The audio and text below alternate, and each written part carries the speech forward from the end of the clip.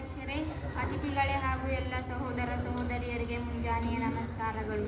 ಪ್ರಥಮವಾಗಿ ಎಲ್ಲರಿಗೂ ಕರ್ನಾಟಕ ರಾಜ್ಯೋತ್ಸವದ ಶುಭಾಶಯಗಳು. ಇಂದು ನಾನು ಕರ್ನಾಟಕ ರಾಜ್ಯೋತ್ಸವದ ಕುರಿತು ಮಾತನಾಡಲು ಬಯಸುತ್ತೇನೆ. ಇಂದು ನಾವು 50ನೆಯ ಕರ್ನಾಟಕ ರಾಜ್ಯೋತ್ಸವವನ್ನು ಆಚರಿಸುತ್ತಿದ್ದೇವೆ. ಕರ್ನಾಟಕವು ಮೊದಲು ಮೈಸೂರು ರಾಜ್ಯವಾಗಿತ್ತು. ಇದು 1956 ನವೆಂಬರ್ 1ರಂದು ನಿರ್ಮಾಣವಾಗಿದೆ.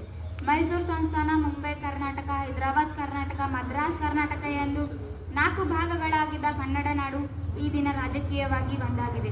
ದಕ್ಷಿಣ ಭಾರತದಲ್ಲಿ ಕನ್ನಡ ಮಾತನಾಡುವ ಎಲ್ಲ ಪ್ರದೇಶಗಳು ವಿಲೀನಗೊಳಿಸಿದ ಈ ದಿನವನ್ನು ಕರ್ನಾಟಕ ರಾಜ್ಯೋತ್ಸವವೆಂದು ಆಚರಿಸುತ್ತೇವೆ.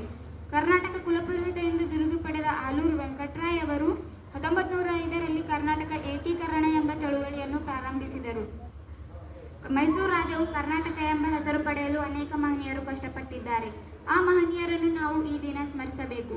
ಅಂದರೆ ಕುವೆಂಪು, ಮಾಸ್ತಿ ವೆಂಕಟೇಶ್ ಅಯ್ಯಂಗಾರ್, ಶಿವರಾಮ್ ಕಾರಂತ್, BM ಶ್ರೀಕಂಠಯ್ಯ, AN ಕೃಷ್ಣರಾವ್ ಹಾಗೂ ಅನೇಕ ಮಹನೀಯರನ್ನು ನಾವು ಈ ದಿನ ಸ್ಮರಿಸಬೇಕು. ಕೆಲವು ವರ್ಷಗಳಲ್ಲಿ ಕನ್ನಡ ಸ್ಥಿತಿಗತಿ ತುಂಬಾ ಬದಲಾಗಿದೆ. ಕನ್ನಡ ಮೇಲೆ ಇತರೆ ಭಾಷಿಕರ ದಬ್ಬಾಳಿಕೆ ಹೆಚ್ಚಾಗಿದೆ. ಕನ್ನಡಿಗರಿಗೆ ಉದ್ಯೋಗ ದೊರಕುವುದು ಕಷ್ಟವಾಗಿದೆ. ಕೇವಲ ಈ ದಿನ ಮಾತ್ರ ಕರ್ನಾಟಕ ರಾಜ್ಯೋತ್ಸವವನ್ನು ಆಚರಿಸಿದರೆ ನಾವು ಕನ್ನಡ ಉಳಿಸಿದಂತೆ ಆಗುವುದಿಲ್ಲ. ಕನ್ನಡ ನಮ್ಮ ಉಸಿರಾಗಬೇಕು.